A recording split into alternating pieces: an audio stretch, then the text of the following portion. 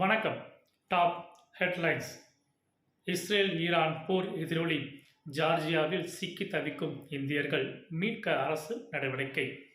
Telegram கணக்கை கைப்பற்றும் மோசடி பேர்வழிகள்.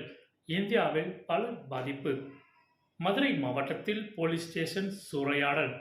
4 தடைப்படை அமைத்து தேடும் போலீஸ். ஈரானில் சிக்கிய இந்திய மருத்துவ மாணவர்கள் மீட்கும்படி மத்திய அரசுக்கு வலியுறுத்தல். லண்டனில் வரலாறு படைத்தது தென்னாப்பிரிக்கா. உலக டெஸ்ட் சாம்பியன் பட்டம் வென்று சாதனை. ஏவுகணை தாக்குதல் தொடர்ந்தால் ஈரான் தலைநகர் பற்றி எரியும். இஸ்ரேல் பாதுகாப்புத்துறை அமைச்சர் எச்சரிக்கை. விமான விபத்தின் போது நடந்தது என்ன?